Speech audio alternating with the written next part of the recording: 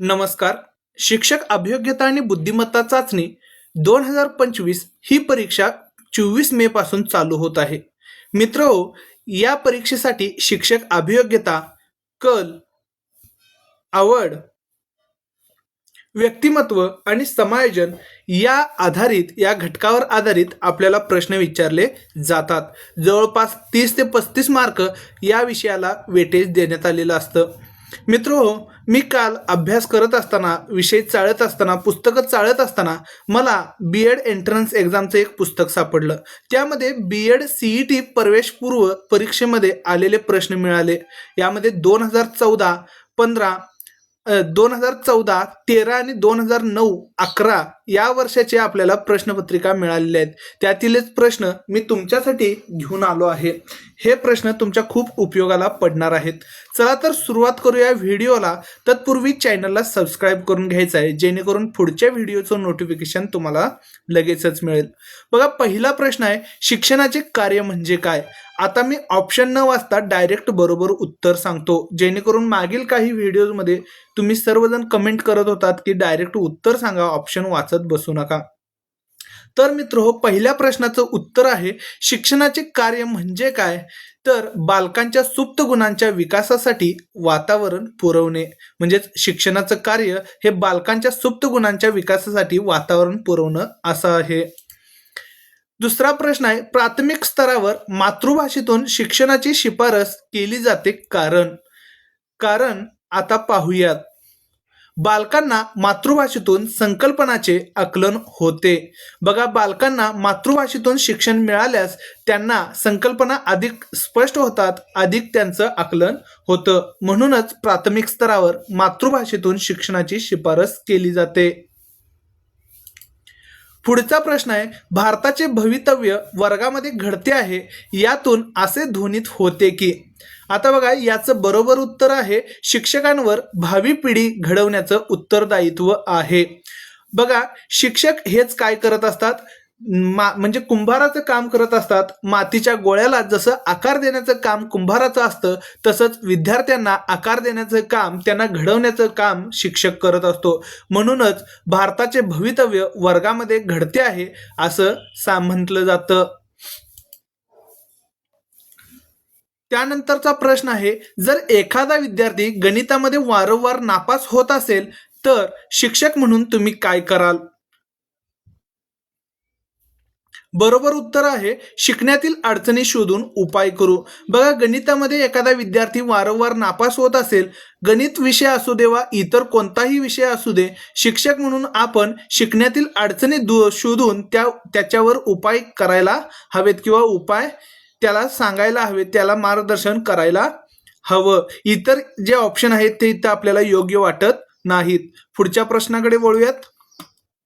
तुम्ही संगणक शिक्षक आहात. एका विद्यार्थिनीने तिच्या ईमेल खात्यावर सातत्याने धमकीवजा आणि अश्लील संदेश येत असल्याची तक्रार केली आहे. इथं टायपिंग मिस्टेक आहे, अश्लील संदेश येत असल्याची तक्रार केली आहे.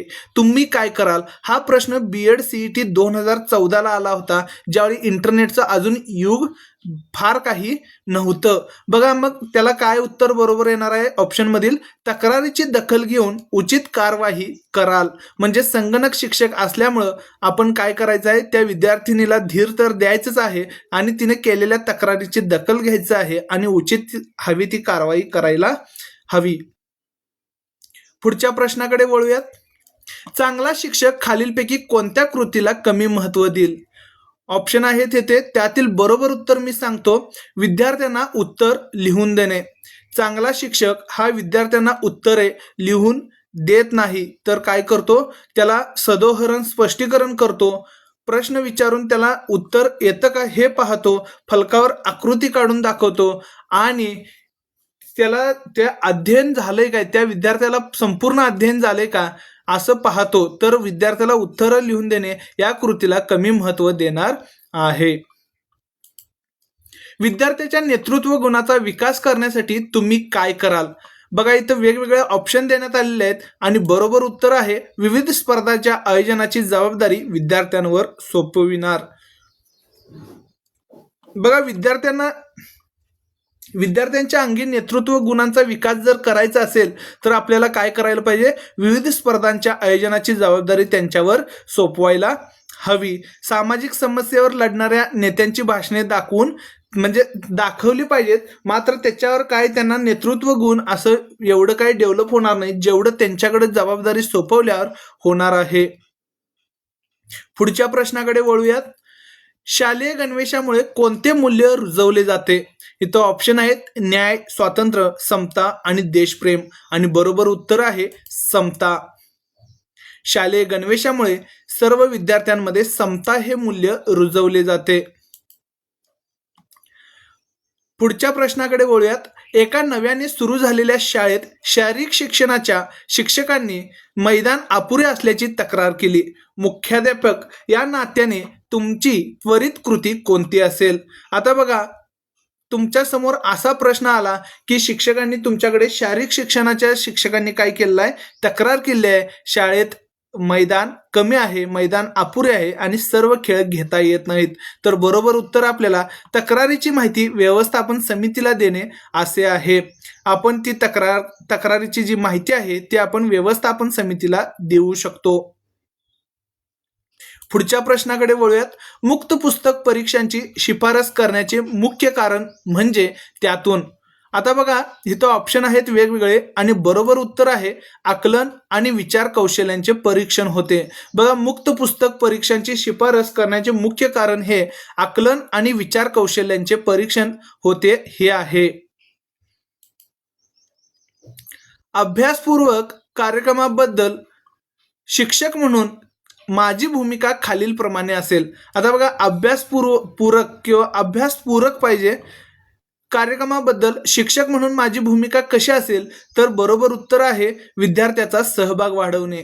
बघा, आपल्याला काय करता यायला पाहिजे, विद्यार्थ्यांचा सहभाग वाढवता यायला पाहिजे. प्रत्येक कोणताही कार्यक्रम असू दे, मग तो अभ्यास असू दे किंवा स्पर्धा असू दे, विद्यार्थ्यांचा जोपर्यंत सहभाग वाढत नाही तोपर्यंत विद्यार्थ्यांसाठी तर आपण हे सर्व करत आहोत. त्यामुळे विद्यार्थी हा मुख्य काय पाहिजे, केंद्रबिंदू पाहिजे. पुढचा प्रश्न आहे, शालेय माध्यान्ह भोजनाच्या वितरणाची जबाबदारी तुमच्याकडे दिली तर तुम्ही. आता बरोबर उत्तर हे दिलेली जबाबदारी प्रामाणिकपणे पार पाडाल. बघा, माध्यान्ह भोजन असू दे किंवा कोणतीही एखादी स्पर्धा असू दे किंवा कोणताही एखादा शाळेतील घटक असू दे, त्याची जर जबाबदारी आपल्याकडे सोपवण्यात आली तर आपण ती प्रामाणिकपणे पूर्ण करायला हवी. पुढच्या प्रश्नाकडे वळूयात. जर शिक्षक माळी आहे तर विद्यार्थी काय आहे? इथं ऑप्शन आहेत फूल, बीज, पाणी, हिरवळ, आणि बरोबर उत्तर आहे फूल. जर शिक्षक माळे आहे तर विद्यार्थी हा फूल आहे. शाळेतील विद्यार्थ्याचे शैक्षणिक संपादन वाढवण्यासाठी शिक्षक या नात्याने तुम्ही काय कराल? बघा, इथं बरोबर उत्तर आहे विद्यार्थ्यांना अभ्यासाची तंत्रे शिकवू. बघा, शाळेतील विद्यार्थ्याचे शैक्षणिक जर संपादन वाढवायचं असेल तर आपण काय करायला पाहिजे, विद्यार्थ्यांना अभ्यासाची तंत्रे शिकवायला हवे. कारण आपण तिथं काय आहोत, शिक्षक आहोत, आणि विद्यार्थ्यांना अभ्यास कसं करता येईल, अभ्यास केलेला कसा लक्षात ठेवता येईल, हे सगळं आपण काय करायला पाहिजे, त्यांना शिकवायला पाहिजे. पुढच्या प्रश्नाकडे वळूयात. रक्ताभिसरण प्रक्रिया तुम्ही कशी शिकवाल? बघा, आता रक्ताभिसरण प्रक्रिया आपल्याला माहिती आहे, आपल्या शरीरामध्ये रक्ताचं भिसरण कसं होतं हे आपल्याला तिथं शिकवायला लागणार आहे. तर कसं शिकवणार आहे? बरोबर उत्तर आहे संगणकाद्वारे. बघा, संगणकाद्वारे त्यांना एखादं कार्टून टाईप किंवा एखादा ॲनिमेशन टाईप जर व्हिडिओ आपण दाखवला तर त्यांच्या लगेच लक्षात येईल की रक्ताभिसरण प्रक्रिया कशी होते.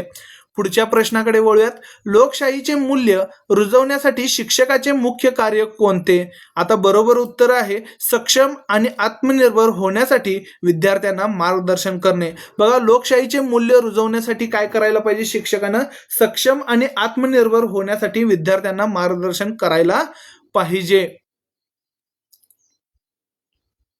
पुढच्या प्रश्नाकडे वळूयात. टिंबटिंब हे शिक्षकाचे ध्येय असावे, आणि बरोबर उत्तर आहे विद्यार्थ्यांचा सर्वांगीण विकास करणे हे शिक्षकाचे ध्येय असावे. बघा, शिक्षक हा विद्यार्थी केंद्रित असावा आणि विद्यार्थ्यांचा सर्वांगीण विकास व्हावा, सगळ्याच बाजूने विकास व्हावा, यासाठी तो प्रयत्नशील असावा. मुक्त शिक्षण पद्धती टिंबटिंबवर भर देते. आता बघा, मुक्त शिक्षण पद्धती बरोबर उत्तर आहे स्वयं अध्ययनावर भर देते. म्हणजे मुक्त शिक्षण पद्धतीद्वारे काय केलं जातं, स्वयं अध्ययन केलं जातं, जेणेकरून तो विषय आणखी समजला जाईल. पुढच्या प्रश्नाकडे वळूयात. जर अध्ययन डॉट डॉट असेल तर ते आनंददायी बनते. आता बघा इथं ऑप्शन आहेत वेगवेगळे आणि बरोबर उत्तर आहे कृतीधिष्ठित. बघा जर अध्ययन कृतीधिष्ठित असेल तर ते काय बनत असतं, आनंददायी बनत असतं. पुढच्या प्रश्नाकडे वळूयात. मोफत आणि सक्तीचे शिक्षण हा मूलभूत हक्क टिंबटिंब घटना दुरुस्तीद्वारे ठरवण्यात आला किंवा ठरला. तर बरोबर उत्तर आहे 86व्या. बघा मोफत आणि सक्तीचं जे शिक्षण आहे हा मूलभूत हक्क आहे आणि हा 86व्या घटना दुरुस्तीद्वारे काय केलेला आहे, ठरवण्यात आलेला आहे. मूल डॉट डॉट शिकते हा प्रश्न आहे. मूल डॉट डॉट शिकते. येथे 4 वेगवेगळे ऑप्शन आहेत आणि बरोबर उत्तर आहे संवेदनांद्वारे. मूल हे संवेदनांद्वारे शिकत असते. पुढच्या प्रश्नाकडे जाऊयात. शिक्षकाचे संप्रेषण प्रभावी म्हणता येऊ शकते जेव्हा, इथं 4 वेगवेगळे ऑप्शन आहेत आणि बरोबर उत्तर आहे विद्यार्थ्यांना शिकवलेल्या आशयाचे आकलन होते.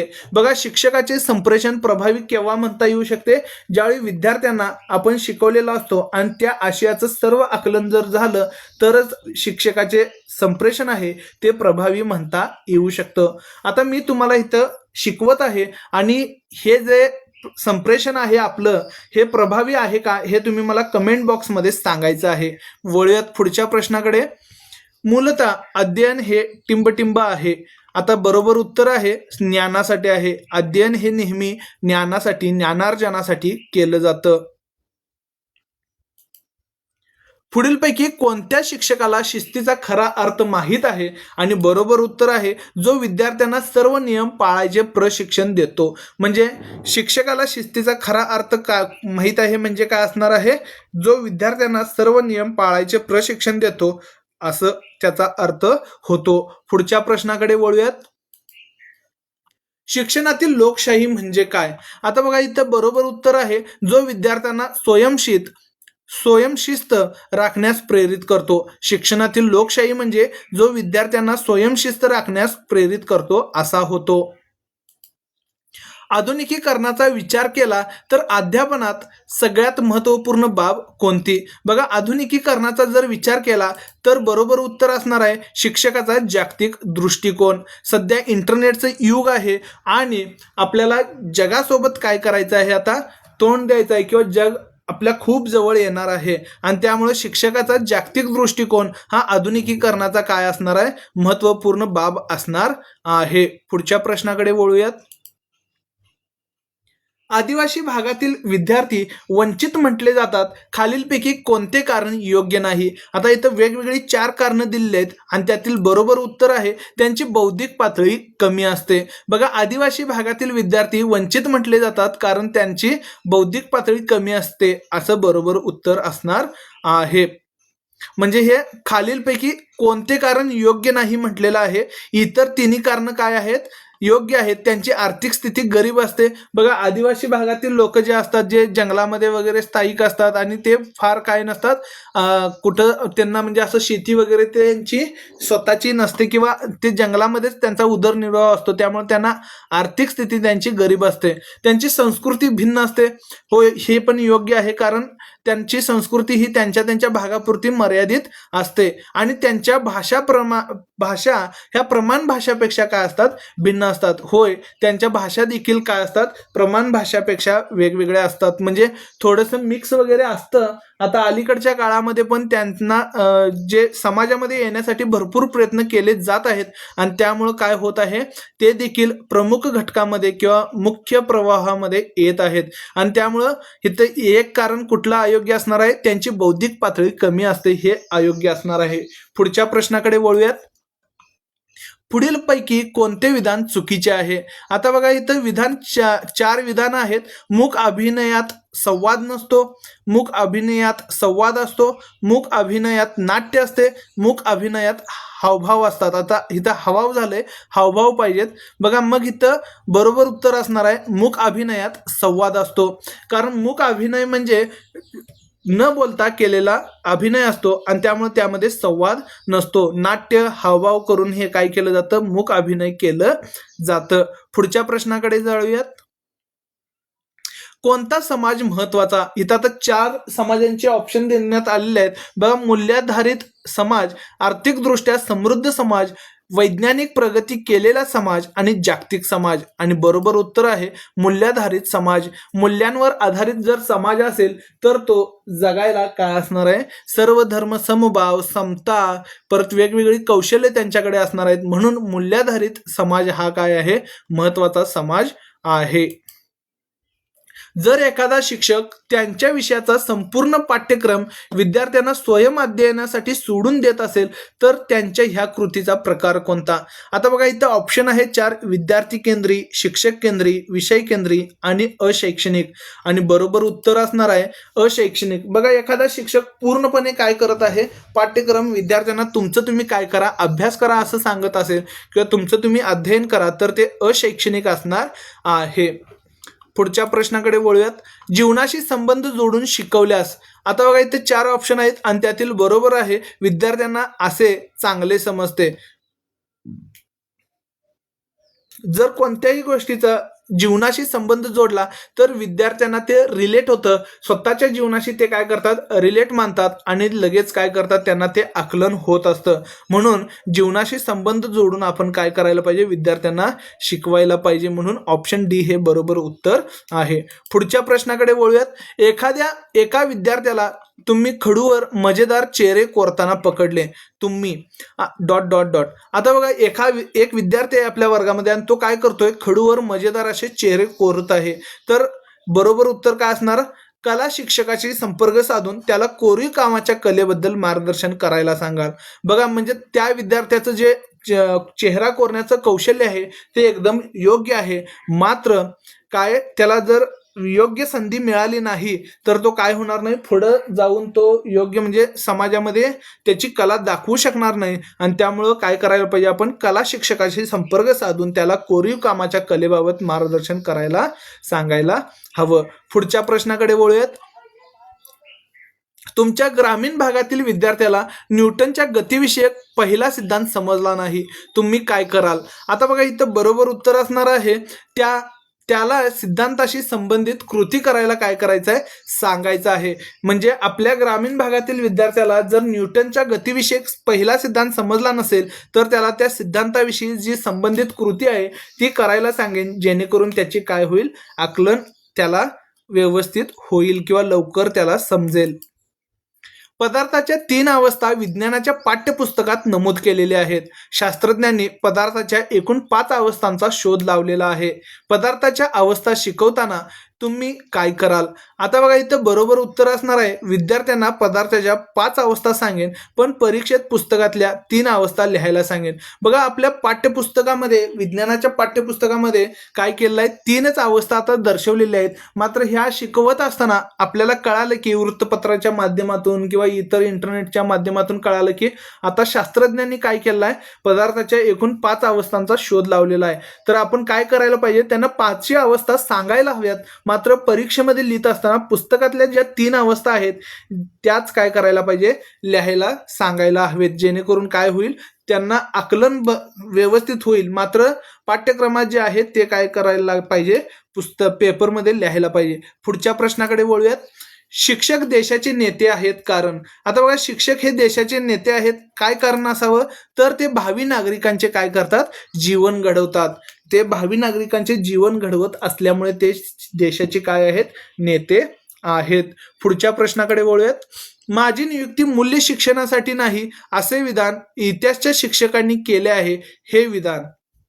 आता इथं 4 ऑप्शन असतात. पूर्णपणे चुकीचे आहे, पूर्णपणे बरोबर आहे, अंशतः चुकीचे आहे, वैयक्तिक आहे. तर हे काय आहे, पूर्णपणे चुकीचे विधान आहे.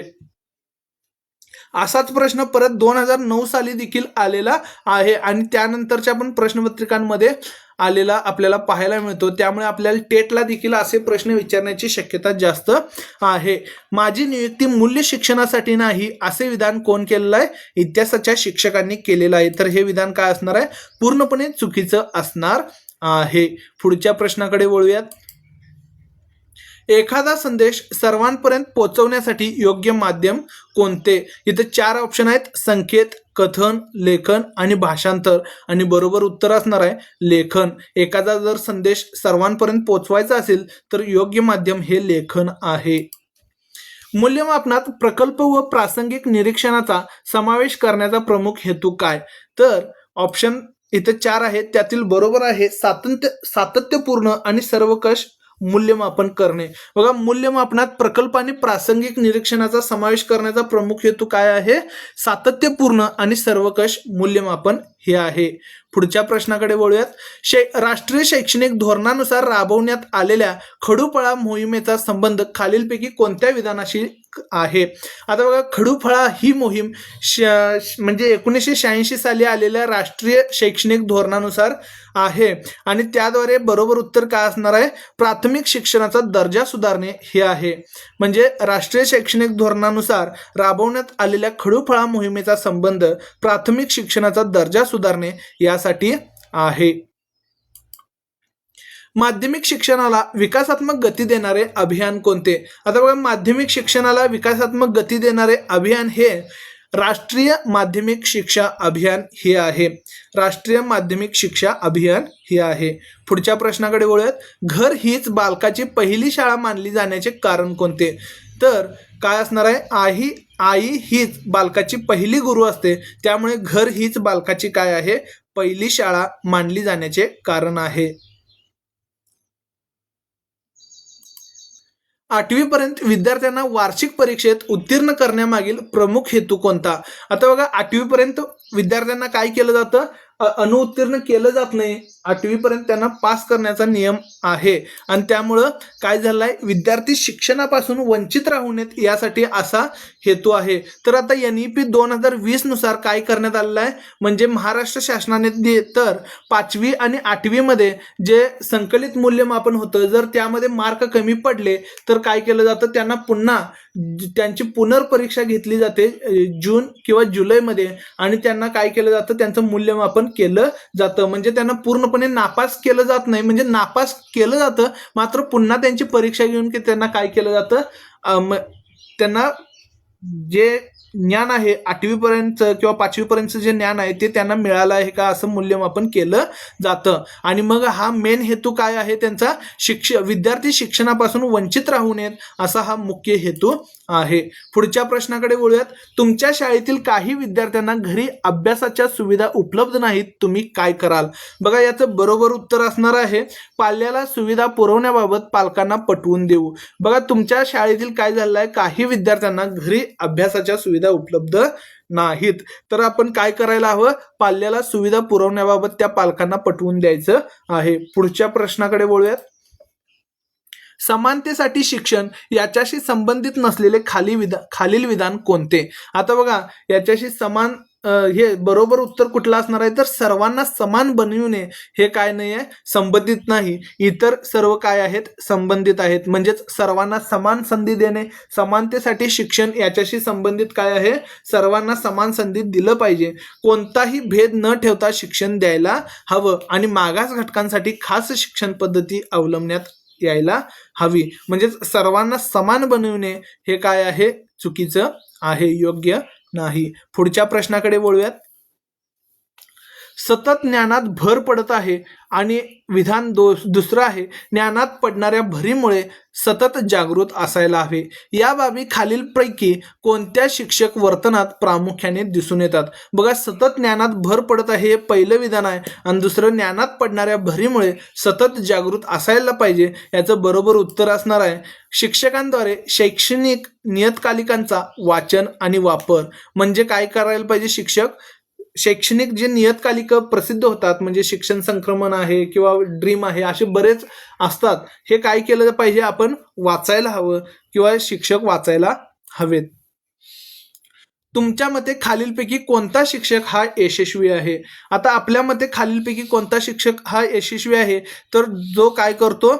त्याचा विषय मन लावून विद्यार्थ्यांना शिकवतो, तोच काय आहे? यशस्वी शिक्षक आहे. जर विषय मन लावून शिकवला तर विद्यार्थ्यांना आकलन देखील होण्याचं संभावना जास्त असते आणि त्यामुळे तोच शिक्षक यशस्वी आहे. पुढच्या प्रश्नाकडे वळूयात. तुमच्या वर्गातील एक विद्यार्थी नापास झाल्यास तुम्ही काय कराल? बघा, आपल्या वर्गातील आता एक विद्यार्थी नापास झालाय तर आपण काय करायला पाहिजे? तर त्याला पुढील वर्षी चांगला अभ्यास करून पास होण्यासाठी मार्गदर्शन करायला हवं. आणि बरोबर उत्तर, पुढील वर्षी चांगला अभ्यास करून पास होण्यासाठी मार्गदर्शन करायचं आहे. पुढच्या प्रश्नाकडे वळूयात. विद्यार्थ्यांनी चांगले काम केल्यामुळे जर त्याला पुरस्कार मिळाला तर त्याचा इतर विद्यार्थ्यावर कोणता परिणाम होईल? आता विद्यार्थ्यानं चांगलं काम केल्यामुळे काय होतंय, त्याला पुरस्कार मिळालेला आहे तर त्याचा परिणाम काय होणार आहे? सकारात्मक ऑप्शन काय करायचं आहे, आपण सिलेक्ट करायचं आहे. इतर सर्व विद्यार्थ्यांना चांगले कार्य करण्याचे प्रोत्साहन मिळणार आहे. म्हणजे सर्व विद्यार्थ्यांना काय होईल? चांगलं काम करण्याचं प्रोत्साहन मिळणार आहे. शिक्षक म्हणून तुमची नेमणूक झाल्यास तुमची भूमिका कोणती असेल? आता बघा, शिक्षक म्हणून आपली जर नेमणूक झाली तर आपली भूमिका कशी असणार आहे? तर प्रत्येक शैक्षणिक उपक्रमात आपण काय करायला पाहिजे? पुढाकार घ्यायला पाहिजे आणि ते आपल्याला जे काम दिलेलं आहे ते काम आपण सगळं पूर्ण करायला पाहिजे. आणि शाळेमध्ये कोणतेही शैक्षणिक उपक्रम असेल त्यामध्ये पुढाकार घ्यायला पाहिजे. तुम्हाला तुमच्या शाळेतील आदर्श विद्यार्थ्याची निवड करायची आहे, यासाठी तुम्ही कोणत्या निकषाचा विचार कराल? आता बघा, आपल्याला काय करायचं आहे? शाळेतील आदर्श विद्यार्थी निवडायचा आहे तर इथे 4 ऑप्शन आहेत. त्यातील बरोबर उत्तर आहे तो विद्यार्थी अष्टपैलू पाहिजे किंवा अष्टपैलू आहे. म्हणजे काय करायला पाहिजे? आपल्या शाळेतील आदर्श विद्यार्थ्याची निवड करत असताना तो वर्गामध्ये हुशार आहे म्हणून नाही, तर तो तुमचा जवळचा नातेवाईक आहे म्हणून नाही, किंवा तो तुम्हाला येता जाता अभिवादन करतो म्हणून नाही, तर तो पूर्ण काय आहे? अष्टपैलू आहे. सर्व विषयांमध्ये पारंगत आहे किंवा खेळामध्ये तो भाग घेतोय. सगळ्या गोष्टींमध्ये अष्टपैलू असलेल्या विद्यार्थ्याला काय करायला पाहिजे? आपण आदर्श विद्यार्थी म्हणून निवडायला पाहिजे. पुढच्या प्रश्नाकडे वळूयात. कोणताही शैक्षणिक कार्यक्रम यशस्वी होण्यासाठी खालीलपैकी कोणता योग्य पर्याय असणार आहे? आता इथं त्याचं बरोबर उत्तर आहे त्याची रूपरेषा ठरवणे. कोणताही शैक्षणिक कार्यक्रम जर यशस्वी करायचा असेल तर त्याची पहिल्यांदा रूपरेषा ठरवायला पाहिजे. आयोजन वगैरे नंतरचा भाग आहे. पहिला रूपरेषा ठरवून कोण पाहुणे असणार, कोण अध्यक्ष असणार, कशा पद्धतीनं स्वागत करायचं, कशा पद्धतीनं आपण डेकोरेशन करायचं, हे सगळं त्याची रूपरेषा ठरवायला पाहिजे. कधी पाहुणे येतील, त्यानंतर निवेदन कोण करणार, परत कोण कोणाचं म्हणजे आभार मानणार वगैरे, असं आपण कार्यक्रम आयोजित करताना काय करतो? रूपरेषा ठरवतो. आणि ते जर रूपरेषा ठरवली तर कार्यक्रम यशस्वी सहजरित्या होतो. पुढच्या प्रश्नाकडे वळूयात. शिक्षकाचे अध्यापन सुधारण्याचा प्रभावी मार्ग कोणता? तर बरोबर उत्तर असणार आहे अध्यापनाच्या कृती आणि विद्यार्थ्याचे अध्ययन याचा परस्पर संबंधाचा अभ्यास करणे. बघा, शिक्षकाचे अध्यापन जर सुधारायचं असेल तर याचा प्रभावी मार्ग कोणता आहे? अध्यापनाच्या कृती आणि विद्यार्थ्याचे अध्ययन याचा परस्पर संबंधाचा काय करायला पाहिजे? अभ्यास करायला पाहिजे. पुढच्या प्रश्नाकडे वळूयात. शिक्षकाने विद्यार्थ्यांना स्वयं अध्ययनास प्रोत्साहित करण्यामागील मुख्य उद्देश कोणता? आता बघा, शिक्षकाने विद्यार्थ्यांना स्वयं अध्ययनास प्रोत्साहित करायला हवं आणि त्याच्या मागचा मुख्य उद्देश काय असतो? तर स्वयं अध्ययनामुळे उपयुक्त अभ्यास सवयी विकसित होतात. स्वयं अध्ययनामुळे काय होतात? उपयुक्त अभ्यास पद्धती विकसित होत असतात. म्हणून काय करायला पाहिजे? आपण विद्यार्थ्यांना स्वयं अध्ययन करण्यास प्रोत्साहित करायला पाहिजे. पुढच्या प्रश्नाकडे वळूयात. शिक्षणात संगणकाचा परिणाम कोणता होईल? बघा, शिक्षणामध्ये संगणकाचा परिणाम कोणता होईल असा प्रश्न आहे आणि याचं बरोबर उत्तर आहे संगणक शिक्षकाचे कार्यक्षम सहाय्यक बनतील. म्हणजे शिक्षक शिकवत असताना किंवा शिक्षकांना विद्यार्थ्यांना अध्ययन करत असताना, अध्यापन करत असताना काय होईल? संगणकामुळे कार्यक्षम सहाय्यक म्हणून मदत मिळणार आहे. आपल्याला जर काही अडचण आली तर आपण लगेच इंटरनेटच्या सहाय्याने काय करू? ते शोधू. आता हा प्रश्न बीएडची सीईटी जी असते, प्रवेशपूर्व सीईटी 2011ला विचारण्यात आलेला होता आणि त्यावेळी एवढे संगणकाचं काय नव्हतं, सगळीकडे प्रचार प्रसार नव्हता. प्रचार होता मात्र प्रसार नव्हता. आणि मोबाईल वगैरे पण त्यावेळी जास्त लोकांच्या हातामध्ये नव्हते आणि मोबाईलमध्ये इंटरनेट तर ही अशक्य म्हणजे गोष्ट इतर ठिकाणी आलते, मात्र सहसा सामान्य जनतेकडे त्यावेळी इंटरनेट असं नव्हतं. पुढच्या प्रश्नाकडे वळूयात. सहपुस्तक परीक्षा आयोजनातील प्रमुख समस्या म्हणजे, आता बघा सपुस्तक परीक्षा म्हणजे पुस्तक उघडून वगैरे पेपर घेतलं जायचं बघा पूर्वीच्या काळात, म्हणजे एक 5-6 वर्षापूर्वी वगैरे तो नियम आलेला होता. आणि या आयोजनातील प्रमुख समस्या म्हणजे काय आहे, तर बरोबर उत्तर असणार आहे प्रश्न तयार करणे हे खरे आव्हान असणार आहे. आता बघा जे पाठ्यक्रमावर आधारित प्रश्न आहेत, स्वाध्याय आहे, ते तर मुलांना लगेच माहित असतं की इथं उत्तर आहे, इथं असं असं आहे आणि लगेच बघून काढतील. मात्र सपुस्तक परीक्षांमध्ये काय करायला लागतं, वेगळे प्रश्न तयार करावे लागतात आणि प्रश्न तयार करणे हेच खरे काय असणार आहे, आव्हान असणार आहे. बऱ्याच वेळा पर्सनल ओपिनियन वाले पण प्रश्न असतात, म्हणजे त्याला आपण मराठीमध्ये स्वमत म्हणतो. याचं उत्तर ते मुलं पुस्तकामध्ये शोधतील, मात्र तो आकलनात्मक भाग आहे, म्हणजे त्या धड्याचं किंवा त्या पॅरेग्राफचं कसं आकलन झालंय त्याच्यावर आधारित तो प्रश्न विचारला जातो. आणि त्यामुळे प्रश्न तयार करणे हे खरे आव्हान असणार आहे. मित्रो, आतापर्यंत बरेच प्रश्न मी तुम्हाला दिलेले आहेत आणि या प्रश्नांची जर तुम्हाला म्हणजे आकलन व्यवस्थित झालं असेल तर व्हिडिओला एक लाईक द्या किंवा लाईक करा आणि हा व्हिडिओ आपल्या मित्रांसोबत शेअर करा. असेच व्हिडिओ जर पाहायचे असतील तर काय करायचं आहे, चॅनलला सबस्क्राईब करायचं आहे. चला तर हा प्रश्न पाहूयात. वर्गात विद्यार्थ्यांना चर्चा करण्यासाठी संधी दिल्यास खालीलपैकी कोणता पर्याय लागू होणार नाही? बघा ऑप्शन ए आहे विद्यार्थ्याचे श्रवण कौशल्य विकसित व्हावे. आता मी सर्व ऑप्शन वाचत नाही तर बरोबर उत्तर सांगतो.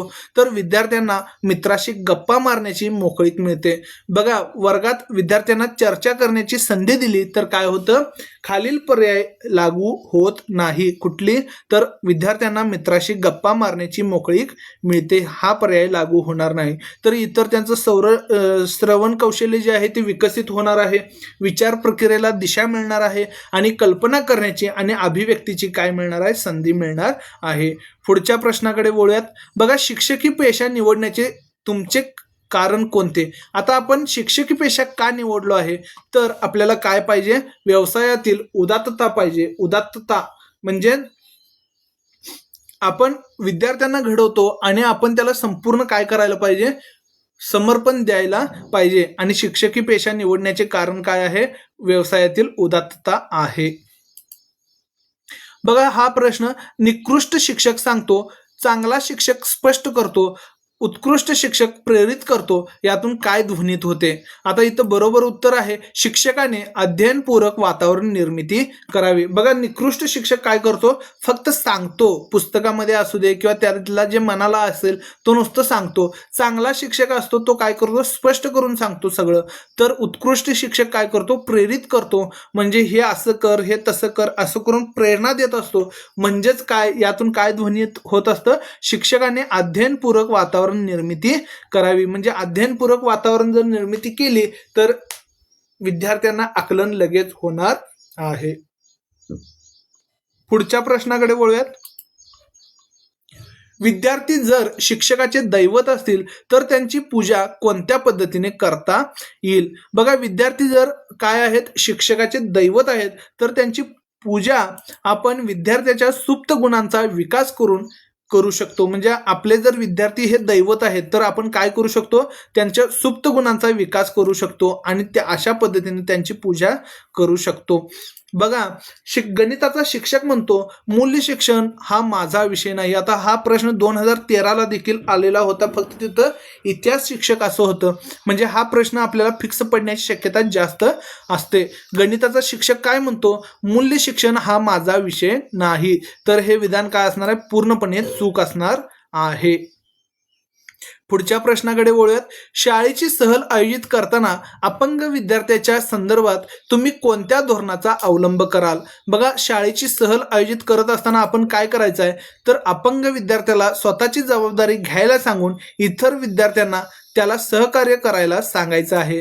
बघा काय करायचं आहे, अपंग विद्यार्थ्याला स्वतःची जबाबदारी घ्यायला सांगायची आहे आणि इतर विद्यार्थ्यांना देखील त्याला सहकार्य करायला लावायचं आहे किंवा सांगायचं आहे. असं म्हणजे हे धोरण इथं काय असणार आहे, योग्य असणार आहे. कधी, शाळेची सहल आयोजित करताना आपण अपंग विद्यार्थ्यांच्या संदर्भात असं धोरण राबवायचं आहे. पुढच्या प्रश्नाकडे वळूयात. यशस्वी शिक्षक होण्यासाठी शिक्षकाची भावनिक बुद्धिमत्ता उच्च असावी कारण. आता बघा, यशस्वी शिक्षक जर व्हायचं असेल तर काय करायला पाहिजे? हा व्यवसाय मानवीय आंतरक्रियावर अवलंबून असतो. म्हणजे यशस्वी शिक्षक होण्यासाठी शिक्षकाची भावनिक बुद्धिमत्ता उच्च असावी, कारण हा व्यवसाय मानवीय आंतरक्रियांवर अवलंबून असतो. पुढच्या प्रश्नाकडे वळूया. वर्गात काही विद्यार्थी शिव्या देणे, बेशिस्त वर्तन करणे असे प्रकार करत असतील तर आपण काय करायला पाहिजे? त्या विद्यार्थ्यांना समजावून सांगून सुधारण्यासाठी उपाययोजना करायला हव्यात. त्या विद्यार्थ्यांना समजावून सांगायचं आहे आणि सुधारण्यासाठी उपाययोजना करायच्या आहेत. आजच्या शिक्षणाचा प्रमुख हेतू कोणता? बघा, आजच्या शिक्षणाचा प्रमुख हेतू कुठला आहे? विद्यार्थ्यांमधल्या सुप्त गुणांचा विकास साधण्यास त्यांना मदत करणे, हे आजच्या शिक्षणाचं काय आहे? मुख्य म्हणजे हेतू आहे. ई लर्निंग म्हणजे काय? आता ई लर्निंग म्हणजे काय? तर संगणकाद्वारे अध्ययन म्हणजे ई लर्निंग होय. तुमच्या विषयाचा निकाल वाढवण्यासाठी तुम्ही काय कराल? तर इथे 4 ऑप्शन देण्यात आले आहेत आणि त्यातील बरोबर उत्तर आहे किंवा ऑप्शन आहे अध्यापनातील त्रुटी दूर करणे. बघा, अध्यापनात ज्या त्रुटी आहेत त्या दूर केल्या तर काय होईल? विषयाचा निकाल वाढण्यास मदत होईल. विद्यार्थ्यांमध्ये खेळाची आवड कशी निर्माण कराल? तर विद्यार्थ्यांमध्ये खेळाची आवड निर्माण करण्यासाठी विद्यार्थ्यात स्वतः मिसळून खेळ खेळायचं आहे, तर विद्यार्थ्यांमध्ये खेळाची आवड निर्माण होणार आहे. मानसिक समस्याग्रस्त विद्यार्थी तुम्हाला घरी भेटायला आल्यास तुम्ही काय कराल? तर बरोबर उत्तर असणार आहे त्याचे म्हणणे ऐकून त्याला धीर द्याल. बघा, मानसिक समस्याग्रस्त विद्यार्थी आपल्याला भेटायला घरी आलेला आहे तर आपण काय करायचं आहे? त्याचं म्हणणं ऐकून घ्यायचं आहे आणि त्याला धीर द्यायचं आहे. स्त्रियांना शिक्षण दिले पाहिजे, कारण स्त्रियांना शिक्षण का दिले पाहिजे? तर त्या माणूस आहेत, मनुष्य आहेत त्या देखील, म्हणून शिक्षण दिले पाहिजे. इतर सर्व ऑप्शन काय आहेत? चुकीचे आहेत. तुम्ही वर्गात विद्यार्थ्यांवर अकारण रागावलात, थोड्या वेळाने तुमच्या लक्षात आली की तुम्ही चुकलात, तुम्ही काय कराल? आता बघा, आपण विद्यार्थ्यांवर अकारण रागावलो तर आपण काय करायला पाहिजे? त्यांची क्षमा मागायला पाहिजे, विद्यार्थ्यांच्याकडून माफी मागायला पाहिजे, क्षमा मागायला पाहिजे. पुढच्या प्रश्नाकडे वळूयात. वर्गातील परिणामकारक संप्रेषणासाठी पुढीलपैकी सर्वात महत्त्वाचे काय? आता बघा, वर्गातील परिणामकारक जे संप्रेषण आहे त्यासाठी सर्वात महत्त्वाचं काय आहे?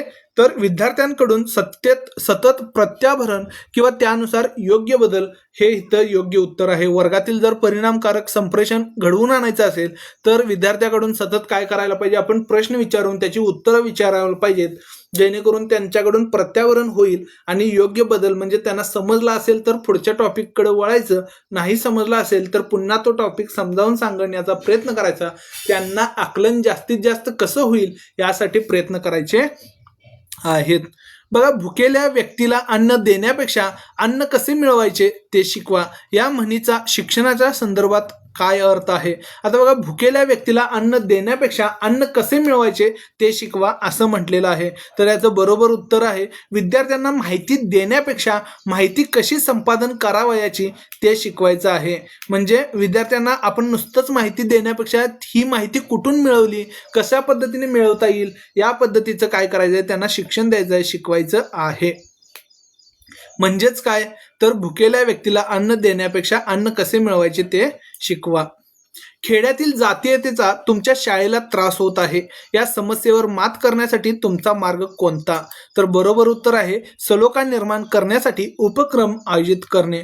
बघा, खेड्यातील जातीयतेचा काय व्हायला आपल्या शाळेला त्रास होत आहे, तर आपण काय करायला पाहिजे? समस्येवर मात करण्यासाठी आपण सलोखा निर्माण करण्यासाठी उपक्रम आयोजित करायला हवेत. वर्गातील काही विद्यार्थ्यांच्या कौशल्याचा उपयोग शिक्षकांनी त्यांच्या 6 अध्यायांना शिकवण्यासाठी केला तर याचा अर्थ. आता बघा, याचा बरोबर उत्तर काय असणार आहे? शिक्षक सहअध्यायी अध्यापन तंत्र वापरत आहेत असे समजावे. म्हणजे काय? वर्गातील काही विद्यार्थ्यांचा कौशल्याचा उपयोग, म्हणजे आता एखाद्या विद्यार्थ्याचं लेखन चांगलं असेल किंवा एखाद्या विद्यार्थ्याला एखादा टॉपिक व्यवस्थित समजला आहे म्हणून त्यानं काय केला, इतर त्याच्या म्हणजे सहकारी विद्यार्थी जे आहेत त्यांना जर शिकवला तर याचा उपयोग काय आहे? शिक्षक 6 अध्यायी अध्यापन तंत्र वापरत आहेत असं समजायचं आहे. पुढच्या प्रश्नाकडे वळूयात. एखादा नवीन विषय मुख्याध्यापकांनी तुम्हाला शिकवायला दिला तर तुम्ही, आता बघा एखादा नवीन विषय जर मुख्याध्यापकांनी आपल्याला शिकवायला दिला तर आपण काय करायला पाहिजे? ताबडतोब त्याचा स्वीकार करायला पाहिजे. आणि बरोबर उत्तर काय आहे मग? त्याचा ताबडतोब स्वीकार करायचा आहे. पुढच्या प्रश्नाकडे वळूयात. शाळेच्या विद्यार्थ्यांना परीक्षेतील निबंध चांगले लिहिता यावेत म्हणून, तर यामध्ये 4 ऑप्शन आहेत आणि यातील बरोबर उत्तर आहे 2 आणि 4. निबंध लेखनासाठी योग्य अध्यापन पद्धत वापरा आणि वर्गात निबंध लिहिण्याचा सराव घ्याल. विद्यार्थ्याचे मूल्यमापन पुढीलपैकी कोणत्या प्रकारे करण्यास तुम्ही प्राधान्य द्याल? तर बरोबर उत्तर असणार आहे काही सोपे आणि काही कठीण प्रश्न विचारणे. हे काय असणार आहे इथं? आपण विद्यार्थ्याचं मूल्यमापन करण्यासाठी काही सोपं आणि काही कठीण प्रश्न विचारायला हवेत. शाळेत पालक दिन साजरा करण्याचा उद्देश कोणता? तर याचं बरोबर उत्तर आहे मुलांच्या प्रगतीकरिता शिक्षक व पालक यांचे परस्परांना सहकार्य मिळावे हे याचं मुख्य हेतू आहे. शाळेमध्ये पालक दिन साजरा करण्याचा मुख्य हेतू काय असतो? शिक्षक आणि पालक यांचे परस्परांना जर सहकार्य मिळालं तर मुलांची जी प्रगती आहे ती आणखी जास्त होणार आहे. 86व्या घटना दुरुस्तीनुसार 6 ते 14 वयोगटातील बालकांसाठी मोफत आणि सवलतीचे शिक्षण हा एक ... हक्क आहे. तर बरोबर उत्तर आहे मूलभूत हक्क आहे. हा व्हिडिओ शेवटपर्यंत पाहिल्याबद्दल धन्यवाद. शिक्षक अभियोग्यता आणि बुद्धिमत्ता चाचणी परीक्षेसाठी खूप साऱ्या तुम्हाला शुभेच्छा. हा व्हिडिओ जर तुम्हाला आवडला असेल तर ह्या व्हिडिओला लाईक करा आणि सबस्क्राईब करायला विसरू नका. व्हिडिओ शेअर देखील करा. भेटूया एका नवीन व्हिडिओमध्ये. धन्यवाद.